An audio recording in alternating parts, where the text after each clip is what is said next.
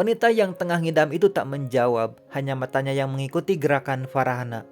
"Oh ya, kamu sudah ngurus kepindahan kuliahmu, Dew?" Dewi mengangguk. "Iya mbak, tadi pagi aku udah ke kampus." "Bagus, ambil ini."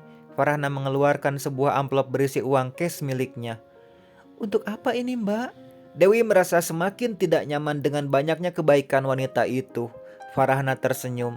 "Sudah, ambil saja. Gunakan untuk keperluanmu dan lepaskan diri dari Johan.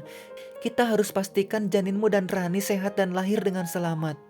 "Iya," jawab Dewi pelan. Pandangannya kini keluar, melihat kilatan cahaya di langit pertanda akan hujan. Petir itu jauh di sana, tapi seolah kejutan listriknya terasa menjalar ke tubuh dan menyakitkan baginya. "Baiklah, aku pulang dulu ya, Dew. Di dalam lemari kamar ada mukena yang bisa kamu gunakan untuk sholat. Oh ya, ada baiknya kamu tidak memakai celana ketat seperti itu lagi ya. Karena itu sangat berpengaruh pada sirkulasi darah bagian pinggul dan rahim kamu. Otomatis juga berpengaruh ke janin kamu." "Iya mbak, makasih."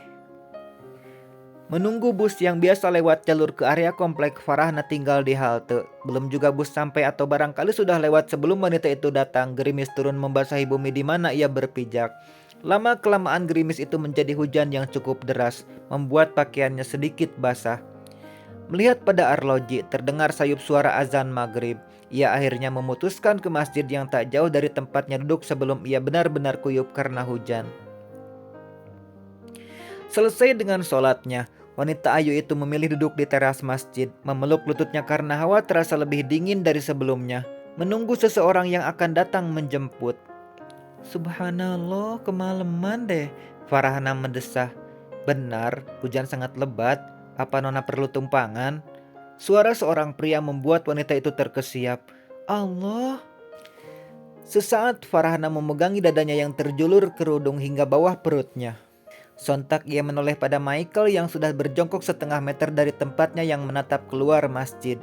Rahang kokohnya yang ditumbuhi jambang tipis terlihat jelas, membuat desiran halus dalam dada wanita itu. Namun cepat ia menguasai diri. Pesona lelaki basteran seperti Michael tentu bisa membuat lemah kaum hawa di dekatnya. Dua alis Farhana tertaut. "Anda?" Lelaki yang berhasil membuatnya kaget itu tersenyum. "Sedang apa di sini? Mengikuti saya?"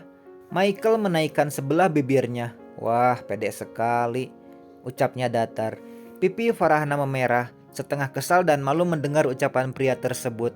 Ia menarik napas, diam sesaat, mencoba menetralisir perasaan tak enaknya. "Oh, tapi kalau mau saya bisa antar." Michael mencoba menawarkan bantuan.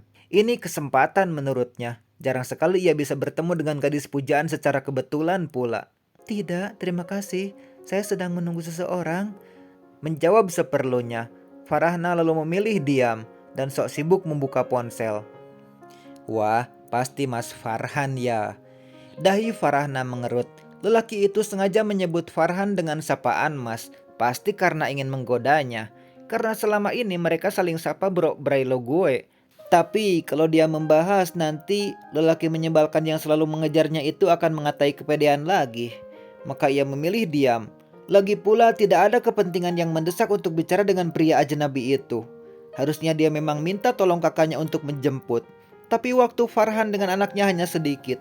Kerja seharian, lalu saat bertemu tidak lebih 2 jam Zakir sudah tidur. Belum lagi tidak ingin Farhan protes kalau tahu dirinya ikut campur dalam urusan Dewi. Gimana? Merasa tidak ada jawaban, Michael menoleh melihat pada wanita di sampingnya. Sedang Farhana hanya sedikit melirik lewat ekor matanya. Dicuekin itu nggak enak ternyata. Apa wanita solihah memang memiliki perangai seperti itu? Sambung lelaki itu menyindir. Farhana meniup berat, merasa tersinggung dengan ucapan pria di sampingnya.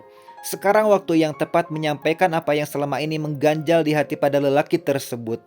"Maaf sebelumnya, saya sudah bilang tidak bisa menerima Anda. Jadi sebaiknya berhenti mengirim barang-barang ke kantor. Itu sia-sia. Karena semua itu cuma jadi milik pegawai saya." "Oh ya, sayang sekali. Apa memang begitu sikap pada sesama muslim?" Farhana tersenyum masam. Ia tahu betul maksud hadiah-hadiah itu dikirimkan padanya. Michael mengedikkan bahu dengan 2 tangan terbuka mempertanyakan maksud Farhana. Sebuah motor yang dikendarai seorang perempuan singgah. Perempuan itu membunyikan klakson membuat Farhana dan Michael menoleh bersamaan. Maaf, saya harus pergi. Ojek online yang saya pesan sudah datang. Sambil merapikan isi tas, Farhana berpamitan, sedikit mengangguk dan menangkupkan tangan di dada, lalu meninggalkan pria itu yang tengah diam menatapnya. Hatinya gundah, ia takut jika terus begini, bisa saja hatinya jatuh dan tertawan oleh Michael. Jika demikian, bagaimana ia mengendalikan hatinya? Ia bahkan tak punya rencana mengakui aib masa lalu. Laki-laki ini berbeda. Saat pria lain pergi ketika Farhana menolak dengan lembut, ia justru bertahan meski ditolak kasar dan dihindari berkali-kali. Michael masih bergeming di tempatnya hingga bayangan motor yang dikendarai Farhana dan pengemudinya dengan mantel hujan yang menutupi tubuh mereka hilang di ujung jalan. Menarik nafas panjang. Sulit sekali menaklukkan wanita itu. Lalu bagaimana keadaan Johan sekarang? Kini Johan tengah bersiap akan pergi. Di dalam ruangan yang sama Rani sedang kebingungan mencari sesuatu. Cari apa sih? Tanya Johan sembari mengancing ke mejanya. Gelang mas kok nggak ada ya? Gelang yang mas belikan itu? Iya. Kepala Rani hampir saja terbentur saat berdiri dari kolong meja.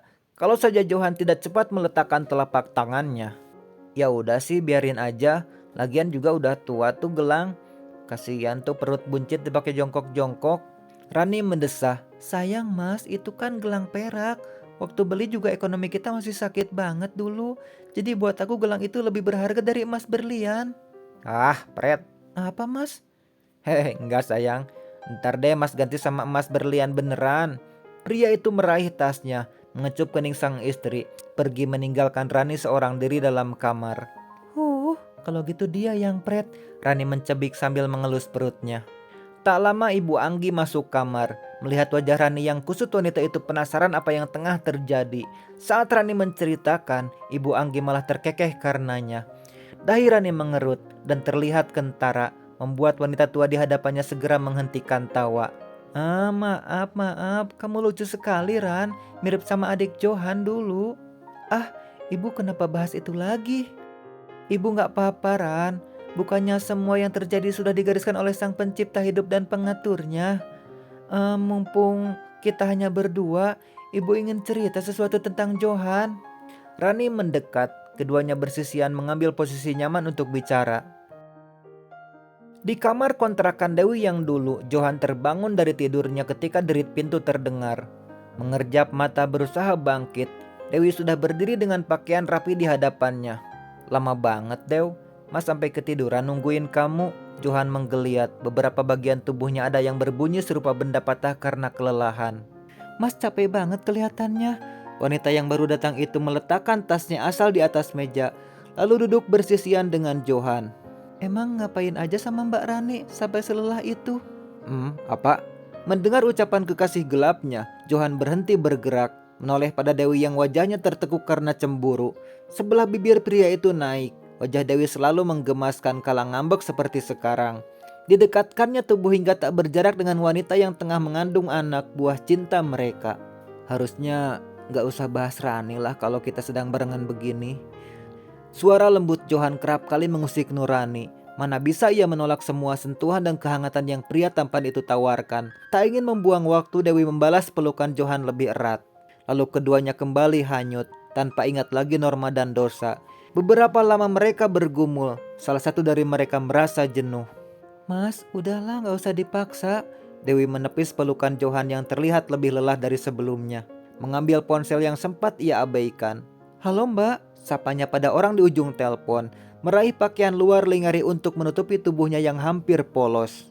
Mengetahui istrinya yang menelpon teman kencannya sekarang, pria itu menghempaskan tubuh keranjang tipis tempatnya berbaring, lalu bangkit ke kamar mandi. Iya mbak, aku tadi ke kampus ada yang diurus. Iya, maaf ya mbak, jangan lupa istirahat. Rani khawatir rupanya pada keadaan sang adik. Iya mbak, aku akan makan yang banyak. Menit berikutnya Dewi memutus telepon. Mengambil posisi duduk di depan televisi, Dewi menunggu Johan yang lumayan lama di belakang.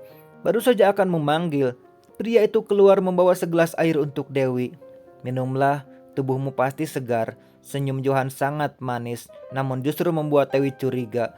Belum pernah ia mengambilkan minum untuknya, kecuali awal mereka berbuat nista di rumah sakit saat ia dirawat dulu. Itu pun terpaksa karena ia menggigil tak sadarkan diri. Apa ini mas? Dew, kamu ingin kita tetap barengan kayak gini kan? Dewi terdiam. Jadi semua yang Johan lakukan tadi untuk membuatnya senang dan menerima kemauan Johan berbuat sesuatu. Ia curiga minuman itu sudah dicampur obat penggugur kandungan. Pria itu sungguh perayu ulung. Dia tahu bagaimana mengambil hati seseorang. Lelaki beristri itu menelengkan kepala, meminta Dewi segera meminumnya. Tapi mas, sudah sayang, ayo. Oh ya, kamu gak cerita sama siapa-siapa kan? Johan melingkarkan tangan di perut Dewi. Enggak mas, Dewi menjawab cepat. Gawat jika Johan tahu dia bercerita pada Farhana dan dicarikan kosan baru untuk menghindari pria yang bersamanya. Duh, gak tahan lagi nih mas, gatel rasanya. Maaf aku ke belakang dulu ya. Dewi berdiri lari ke arah dapur. Johan mendesah, jangan lama-lama. Sudah lebih 15 menit Dewi tak kunjung kembali. Sampai 20 menit tak juga terlihat batang hidungnya. Wanita itu memang tipe lama dalam toilet, tapi jika sedang berdandan. Lalu sekarang, menunggu membuatnya mulai habis kesabaran. Johan bangkit melihat pada kamar mandi yang tertutup pintunya. Dew, lama sekali, ayo keluar. Ini jalan terbaik untuk kita. Ini jalan terbaik untuk kita. Tak juga ada jawaban. Kamu tidur di situ, Dew. Mengetuk lebih keras berkali-kali, tetap saja tak ada jawaban. Akhirnya Johan membuka paksa pintu yang ternyata tidak terkunci. Kosong. Pria itu celingukan mencari sosok Dewi di dapur dan kembali ke depan. Tidak ketemu, sampai ia melihat pintu keluar dapur yang sedikit terbuka. Ah, sial. Johan memukulkan tangannya ke pintu kayu dapur yang menjadi saksi kaburnya Dewi. Emosi pria itu menggelegar seiring hujan deras dan kilatan petir di luar sana. Awas kamu Dewi. Lihat saja kamu Wi, ternyata kamu sendiri yang mengibarkan bendera perang. Tatapan Johan nyalang keluar.